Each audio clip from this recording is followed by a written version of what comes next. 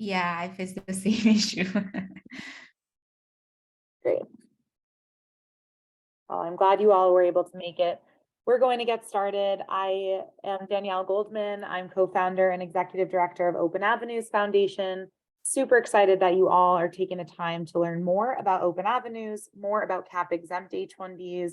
It's really important that you have all the information as you navigate your immigration pathways for yourself, for employees, for clients, if you're an immigration. And we're thrilled to be able to provide this very unique solution to to individuals who need a Cap-exempt H-1B or a Plan B here at Open Avenues. So we're going to get started, and I'll have everyone just remain on mute, off video, and we will go forward from here. Cool. Just a little bit about our team, and you're not on this at this moment, so I'm going to have to add you to this slide. But this is our Open Avenues leadership team. Some of you might know Jeff Goldman. He's my co-founder. You might notice we have the same last name. He's also my father. I grew up having a father as an immigration attorney, so immigration has always been something that is close to my heart, something I've cared about, and he and I came together about 4.5 years ago with this very unique solution for individuals who were trying to figure out ways to stay in the US and find a new path for themselves when the H-1B lottery did not work out. You'll see Erin Carlini up here. She is our immigration program manager now, so we'll be changing her title as well. Erin takes everybody in our program through the evaluation and petition development process. If you join our organization, you'll be interacting with Erin a lot. She's fantastic, and she's also on this call today. Great. So I want to just tell you about a little bit about Open Avenues. Open Avenues is a nonprofit. We're a 501c3, and we believe that everybody has the potential to build careers in the United States, and it does not matter where you come from. Everybody adds value here. And all of the programming that we run opens pathways for global talent from around the world to contribute to US companies, to help build their own career pathways while helping Americans also build their career pathways in STEM and in business fields. And that's all because when Jeff and I started Open Avenues, we believed that the contributions that foreign nationals bring to the United States go way beyond their own lives. And the way that foreign nationals are able to ultimately impact others, our society, and our economy is immense, and we should be highlighting more of that. And that's what we do here at Open Avenues. And I want to start and outline the H-1B visa challenge, because that's why many of you are here today. It's because you have entered the H-1B lottery, you're about to enter the H-1B lottery, you have employees that are entering the H-1B lottery, and you need to figure out what your next step is going to be if you aren't selected in this process. Because as many of you know, an H-1B is the most common work visa in the United States. Foreign nationals have a specialized degree in any field that the Department of Labor has recognized as a specialty occupation and is working or is going to be working in that field is qualified for an H-1B. There are a few other qualifications, like you must have an employee-employer relationship, meaning you cannot be able to hire or fire yourself. Founders are eligible for an H-1B, and if you have more questions, we should talk about that at the end. But for anybody that's qualified, which is hundreds and hundreds of thousands of individuals who are trying to work in the United States, there's an annual lottery system that happens in March of every year. And the annual lottery is capped at 85,000 individuals. The first 20,000 are selected from a pool of individuals who have a master's degree from a US college or university. But other than that, it doesn't matter what country you're from. It doesn't matter what you studied. Everybody is put into this randomized system. In 2022, and we're approaching the fiscal year 2024 lottery here in 2023. In 2022, or the fiscal year 2023 H-1B lottery, more than 480,000 beneficiaries or individuals were registered into the lottery by companies who wanted to hire them or keep them working for the company. USCIS, while the cap is 85,000, USCIS over selected. This is really interesting because some folks may have heard that the cap is 85,000 and there might be multiple lotteries to reach that cap, and that has happened in the past, except last year, USCIS learned from their need to have multiple lotteries and said, we're going to actually adjust the number selected based on the gap that they had seen in the past. And when they selected 126,000 individuals last year, there was ultimately the 85,000 slots filled. So there was a 26% chance of getting selected last year. Those individuals now will have started in H-1B status on October 1st. And there is another lottery coming up in just a couple of weeks. And if you have questions on that, we can discuss. But we are here to talk about what happens if you're not part of that 26%. What happens if you ultimately lose or you're not selected and you're out of status, or you're trying to figure out your next step. And that's why it's really important that you understand about cap-exempt H-1Bs, because cap-exempt H-1Bs are not subject to the annual lottery cap of 85,000. They can be filed and approved at any time of year outside of the lottery cycle in March. And they have the same qualifications as an H-1B. You have to have that specialty occupation. You must be working in your field of expertise. You must have an employer-employee relationship. But there are 4 types of organizations in the United States that can always sponsor H-1Bs exempt from the cap. And these types of organizations are universities, government research institutions, nonprofit research institutions, and nonprofits that are affiliated with the university. A lot of times individuals assume that nonprofits are cap exempt.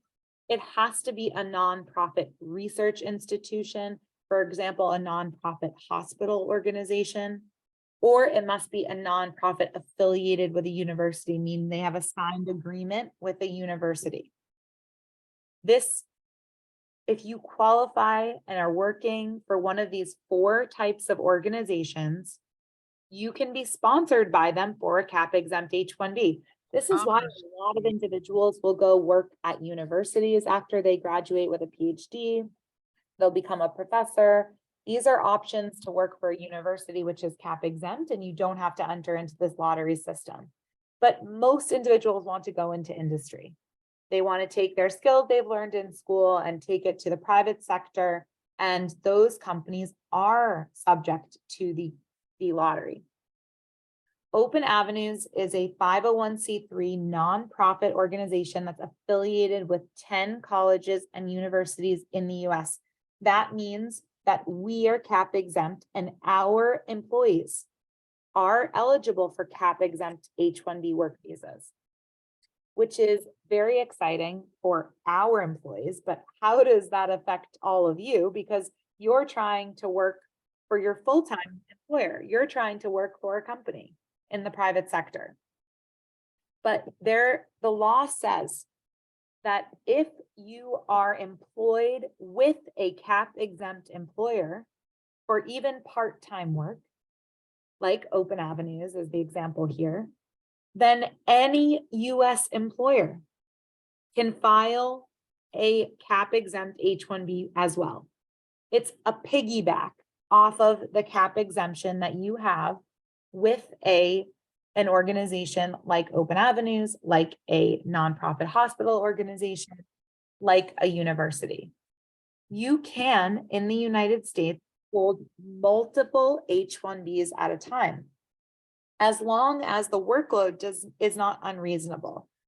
So in a concurrent employment situation, you would work part-time and get a visa filed for you with a cap-exempt employer for 5 to 8 hours a week. That's really the minimum that we're looking at. And we, in our program, hire individuals for those 5 hours per week to be in our fellowship program. If you are working as a fellow or as a part-time university teaching assistant, and you are able to have that organization sponsor you for that part-time visa, then again, it opens the door for any US employer that is not cap exempt to also file a second visa for you. This one, you're able to check a box that says you're already in cap exempt H-1B status, and it enables you to go work for that concurrent employer full time. So that is at the core of our program at Open Avenues, which is called the Global Talent Fellowship. The Global Talent Fellowship allows companies to retain their top global talent or bring talent from abroad. In our fellowship, we actually hire foreign nationals for 5 hours per week to work for us in cap exempt status, educating students. And ultimately, we are able to build the future STEM and business workforce. All of our programming is driven to train the future US workforce. And again, as we talked about, open career pathways for deserving student populations while opening career pathways for foreign talent. So Global Talent Fellows are hired by Open Avenues to lead real-world industry projects for university students in a variety of STEM and business fields. The fellows are hired to actually lead projects within their specific field, and they lead projects throughout the year for students remotely via Zoom. Our fellows are in 18 states at the moment across the United States, and all of them are able to do this on their own time, working those 5 hours, mostly autonomously. Although we have team meetings, and you are joining, if you are joining our fellowship, or if your employee is joining our fellowship, they're joining an organization and a community. So this is not a pathway to get a visa. This is a fellowship program. For a lot of us, that's how the LT Pro import comes in. I'm going to critique on mute. So the idea here is that you are signing up for a fellowship opportunity to work with students, to train students, and for spending this 5 hours with Open Avenues as an employee doing this workforce development training with us, we are able to sponsor cap-exempt H-1B work visas for you. Who's eligible for this program? We are looking at bachelor's degrees, master's degrees, and PhD individuals with a STEM or related degree. So we hope to open career pathways for students in these high demand STEM and business fields. So we're looking for foreign nationals who have those degrees in STEM or in business and have jobs in STEM or in business. Plus, we like to see a few years of work experience so that you're actually able to demonstrate and talk about what it's like to get a job, what it's like to work in industry, and provide that mentorship to our students. Working with students in the past is a huge plus. If you've been a TA, if you've actually spent time mentoring or tutoring, that's fantastic. Your employer, we don't take fellows directly without a US employer actually participating in this program, meaning, and this is very important, Open Avenues partners with employers that want to keep or retain their talent. So we sign contracts with employers who are looking for another option for an employee that they're trying to bring from abroad or who has expiring OPT. and they're trying to figure out what the next step is because they've lost the H-1B lottery or because they want to come to the US outside of that lottery. That means that if you're applying for our program, you're doing it with an employer who is going to sponsor that concurrent visa, right? We can go back to this slide here. Open Avenues will file this 5-hour per week visa for anyone who ultimately joins our fellowship, but it is critical for anybody who joins our fellowship to have the employer that is willing to file the concurrent Cap-exempt H-1B visa for you, and an employer where you will work full-time. That is how our partnership works. So we ensure that anybody coming to us is going to have that employment as well. Our process is that individuals are nominated by employers. We don't take applications directly from foreign nationals because, as we said, we contract with employers who want to support their talent this way. So an employer can nominate through our website. There's a form. They can email Open Avenues and we will get them the employer nomination form and start having a consultation with both the employer and the employee to talk through partnership, to talk through the model, the pricing, and we will have that full conversation. We also then will immediately do an evaluation on whether you are eligible for an H-1B work visa. We would never take anybody into our program if we were not sure that the individual is qualified for an H-1B. We do this evaluation upfront. We do it for free. We want to know that anyone who we ultimately contract with a company, that we are in full faith going to get an approval and feel confident that this individual will be able to join Open Avenues as a fellow successfully and be able to work successfully in H-1B status for the employer. We file these visas for employers and we have 100% approval rate for the individuals who we file for. And that's because we do this rigorous evaluation process and our due diligence up front to make sure folks are qualified. Okay, so once an employer has said, we want to move forward, we want to go through with the evaluation, we have a conversation, and they say, we want to partner with Open Avenues and we want to get our employee in a Cap-exempt H-1B visa because there's no other solution here that makes sense for them. And we want to do this quickly in 6 to 8 weeks. That's the important piece here, is the timeline of all of this. Open Avenues, once we finish that evaluation process, it takes us 6 to 8 weeks to file and get an approval for an individual for an H-1B visa. There is a risk we could get a request for more evidence, which could delay that a bit, but most times we do not, and we have 100% approval for individuals, whether or not they get that request for evidence. So we are looking at that 6 to 8 week timeline. That's really appealing for companies where previously they've had to be subject to the high risk situation that if an individual loses the lottery, they have to leave the United States. So companies have a financial commitment to Open Avenues to pay for this fellowship. Not only are they paying for the Cap-exempt H-1B and the visa solution, but they're paying for the experience that our foreign nationals are having. They're paying for a pipeline of talent to our university students that are trained in their field and with hard skills that are related to what the company is looking for in entry-level applicants. So we charge an initiation fee for the fellowship of $18,000. That is due upon contracting.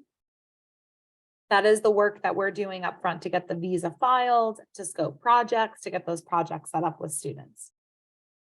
The program dues are quarterly for as long as someone needs to stay in the program. And those are $3,800 per quarter. A lot of companies see this as part of their HR workforce development budgets or their social impact budget, because all of this is going towards educational programming and training student populations. And then there's a split of the salary. This is not a fee, this is not a cost, but it is part of the financial agreement. where the company is going to actually split the salary between open avenues and proportionally what they will pay the employee for full-time work and 5 hours per week. So we look at that total salary and we split it between open avenues for 5 hours and for the full-time employer for the remainder of their work. Ideally, that is also above 40 hours a week and it's full-time, it covers full-time employment. But this is how we stay compliant, because any employer of anybody in H-1B status must pay the fair prevailing wage for an individual employed in H-1B. So our company partners, we have 92 of them that have gone through our program successfully. We have a few of them and their logos here. We have 100% approval rate for our fellows who go through our fellowship program. The benefits, again, obviously we're here because we're talking about the immigration solution, but there's also additional benefits. As I mentioned, there is support for your foreign talent. So companies are actually getting the opportunity to provide quality immigration information for foreign nationals as part of our fellowship and as part of our community. There's full access to our immigration attorneys and getting answers to questions as you continue to go down your immigration pathway. There's also leadership development that's naturally happening as our fellows lead students through these projects and figure out how to reach diverse student populations with these skills development programs. And then there's the reality and a really important fact here for companies, which is all of the students who work on the projects are getting those skill sets that will be relevant to the company themselves. And it's an amazing opportunity to reach students at community colleges, Black, Latino students, low-income students. That is who we're trying to put these opportunities in front of, and our industry projects and our fellows in front of to train. So companies are excited about that opportunity, and we've had multiple students actually get hired after they graduate from our company partners. So again, to apply for the Cap-exempt H-1B, we have companies nominate candidates and schedule a consultation to walk through this the exact, to walk through all of this, to walk through the timelines, the pricing, how the model works, what a Cap-exempt H-1B is, and we will then go through the evaluation process. We also then will have foreign nationals apply for the fellowship, and they can do that initial intake. If you look on our website and you end up requesting more information or applying directly, you will get an automated response that gives you tips on how to bring this up with your employer, tips on how to have that conversation, because ultimately you will need an employer to nominate you for this solution. Many individuals are looking for right now, are looking for a way to approach employers and find themselves in a position where the lottery is happening and they need to convince an employer that they are a good bet, that they should be hired. If you are in that situation, it is possible to go to an employer and say, hey, I know that the H-1B lottery is happening now, but I want to introduce you to this concept of a Cap-exempt H-1B. This is an option if I don't win the lottery, or if there's not time to enter you into the lottery and your OPT is expiring, or you want to come from abroad, and having that conversation and educating an HR team about what a Cap-exempt H-1B is a good first step, or sending them a recording of this or sending them our handout. That is a really good way to have that conversation. Okay, so I want to open it up to questions. There are a few things. There's one frequently asked question that most times comes up I want to just address first, which is, do I have advice on the type of employers that are willing to do this and the type that are not? This is important because I see a lot of individuals come to me with introducing me to companies, and I'm having company conversations. And the reality is that when companies are most likely to invest in something like an Open Avenues program or an alternate to the H-1B lottery, It's typically coming from a company where there's been relationship that's been built, right? It's coming from a company where you have access to senior management, where you've either built that relationship or demonstrated your skills throughout your OPT. And we do see a higher number of startups and mid-sized companies that are willing to figure out and go that extra mile to figure out that next step for someone on their immigration path, and figure out a creative solution versus large corporations, Amazon, Google. They're less likely to go down this road with open avenues because of the volume of foreign nationals that they sponsor every year and the strict protocols that they have in place for what they will and will not do in terms of immigration. So smaller companies, as everybody knows, are more nimble, have more flexibility, also deeper relationships with staff, and more investment, frankly, and more issues if they lose that staff. So that's just my perspective on who this typically works for, and who we partner with and the companies that we have in our program at the moment. I will stop there. I promised a half an hour for Q&A. If folks want to hop on now, I'm going to stop the recording, and you can then hop on and we can have a conversation. So thank you everyone for listening to that part of the presentation.